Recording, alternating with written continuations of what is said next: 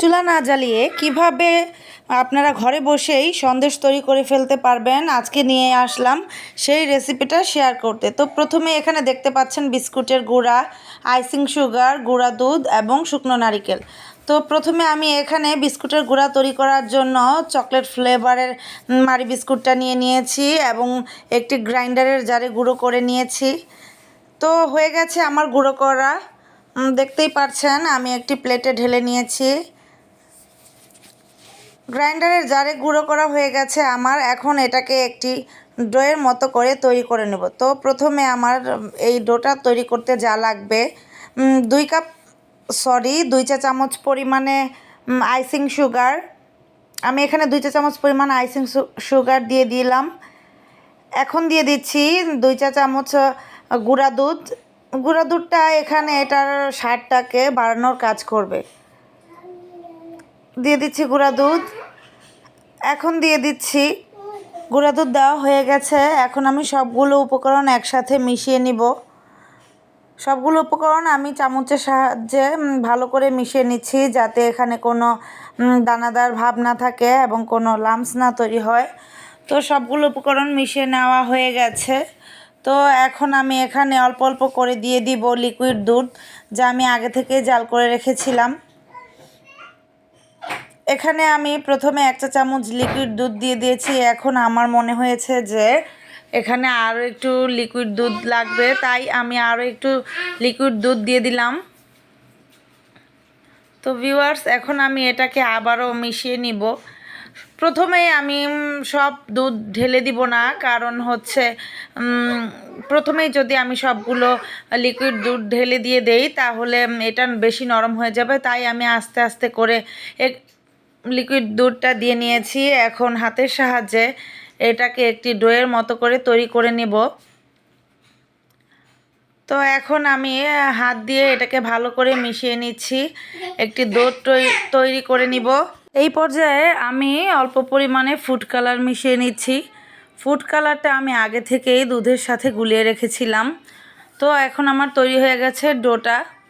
এখানে একটু 1 চা চামচ পরিমাণে আমি ঘি দিয়ে দিব, যাতে করে হাতের মধ্যে না লাগে এবং সুন্দর একটা টেক্সচার আসবে।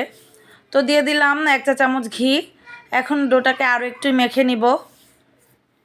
তো মেখে নেওয়া হয়ে গেছে এবং এটাকে একটা গোল বলের মতো করে একটা সাইডে রেখে দিব।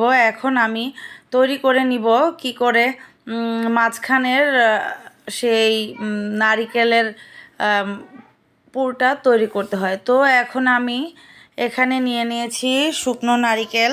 শুকনো নারকেলের গুঁড়া আপনারা বাজারেও কিনতে পারবেন এবং যদি ইচ্ছে করেন তাহলে ঘরেও তৈরি করে নিতে পারবেন। তো ঘরে তৈরি করার জন্য আপনাকে নারকেলটাকে একটু রোদে শুকিয়ে নিতে হবে, তারপর গ্রাইন্ডারে গ্রাইন্ড করে নিতে হবে। তো নারকেলের মধ্যে এখন আমি মিশিয়ে নিচ্ছি 2 চা চামচ পরিমাণে আইসিং সুগার। আইসিং সুগারটা হচ্ছে চিনিকে গুঁড়ো করে নেওয়া।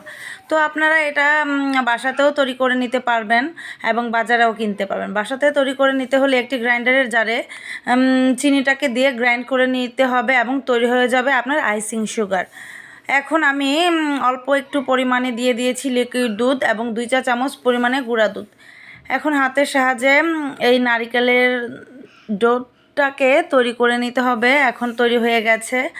তো এখন আবারও এখানে একটু দিয়ে দেব ঘি। ঘিটা দিলে এর স্বাদ এবং গন্ধ অনেকটাই চেঞ্জ হয়ে যাবে এবং অমায়িক একটা গন্ধ আসবে। এখন দিয়ে দিলাম ঘি এবং এটাকে আবার একটু মিশিয়ে নিব। তৈরি হয়ে গেছে আমার এই সন্দেশের ভিতরের পুরটা।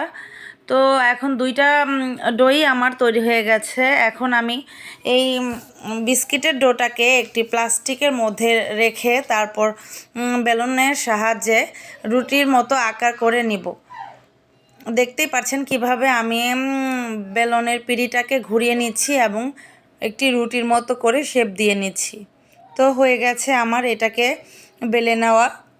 আপনারা চাইলে এটাকে হাতের সাহায্যেও আস্তে আস্তে করে রুটির মতো করে বানিয়ে নিতে পারবেন। তো হয়ে গেছে। এখন আমি এটা প্লাস্টিক থেকে বের করে একটি স্কোয়ার শেপ করে দিয়ে নেব হাতের সাহায্যে। তো দেখুন কিভাবে আমি হাতের সাহায্যে এটাকে স্কোয়ার শেপ করে দিয়ে নিচ্ছি। তো হয়ে গেছে ভিউয়ার্স। এখন আমি এখানে নারিকেলের পুরটাকে এক সাইড থেকে রেখে তারপর আস্তে আস্তে করে প্লাস্টিকের সাহায্যে এটাকে নারকেলের পুরটার মধ্যে মুড়িয়ে নিব। এবং দেখুন কিভাবে আমি এই কাজটা করে নিচ্ছি। এটা বলে বোঝানোর কোনো ব্যাপার না, এটা দেখে বুঝে নিতে হবে। তো দেখুন আস্তে আস্তে করে প্লাস্টিকটাকে আমি এভাবে করে ফোল্ড করে নিচ্ছি আস্তে আস্তে, যাতে করে এটা পুরোটা নারকেলের পুরটা একদম ঢেকে যায়। তো প্লাস্টিকের সাহায্যে হাত দিয়ে একটু চেপে চেপে এটাকে আমাকে একটা রোলের মতো করে বানিয়ে নিতে হবে। তো দেখতেই পাচ্ছেন কিভাবে আমি এটাকে করে নিচ্ছি। আস্তে আস্তে করে এটাকে সম্পূর্ণটা রোল করে বানিয়ে নিতে হবে। দেখুন তো অর্ধেকটার মতো হয়ে গেছে এবং আস্তে আস্তে করে একটু চেপে চেপে দিতে হবে যাতে করে এই রোলটা খুলে না যায়। পুরোটাই হয়ে গেছে। এখন দেখুন কিভাবে করে করে নিতে হয়। তো আপনারা চাইলে এটা আপনারা অ্যালুমিনিয়াম পেপার দিয়েও ফোল্ড করে নিতে পারেন। তো আমি এখানে হাতের কাছে এই প্লাস্টিকের র্যাপারটা দিয়েই আমি এটাকে ফোল্ড করে নিয়েছি এবং এটাকে এখন আমি 2-3 ঘন্টার জন্য ফ্রিজে রেখে দিব, যাতে করে আমার এই সন্দেশটা একদম সেট হয়ে যায় এবং সুন্দর করে কাটা যায়। তো এখন আমি এটাকে ফ্রিজে 2 ঘন্টার জন্য রেখে দিয়েছিলাম এবং 2 ঘন্টা পর আমি ফ্রিজ থেকে এটাকে বের করে নিয়েছি এবং এখন এটাকে কাটার পালা। তো চলুন এখন এটাকে আমি কেটে নিচ্ছি। একটি চাকুর সাহায্যে আমি এটাকে কেটে নিচ্ছি। দেখুন কিভাবে কেটে নিচ্ছি। হ্যাঁ, এখন এটাকে কাটা হয়ে গেছে। তো সম্পূর্ণ সন্দেশটাই আমার এখন কাটা হয়ে গেছে। এখন দেখতেই পারছেন ভিউয়ার্স কতটা সুন্দর লাগছে। আপনারা যদি চান তো বাসাতেই বানিয়ে নিতে পারেন আমার এই রেসিপিটা। এবং আপনাদের যদি আমার এই ভিডিওটা পছন্দ হয়ে থাকে তাহলে আমার চ্যানেলটাকে সাবস্ক্রাইব করে দিবেন এবং একটি ফলো দিয়ে লাইক কমেন্ট এবং শেয়ার করে পাশে থাকবেন। আর নতুন রাঁধুনিদের জন্য আপনারা চাইলে এই রেসিপিটা বাড়িতে খুব তাড়াতাড়ি এবং অল্প সময়ে তৈরি করে নিতে পারবেন।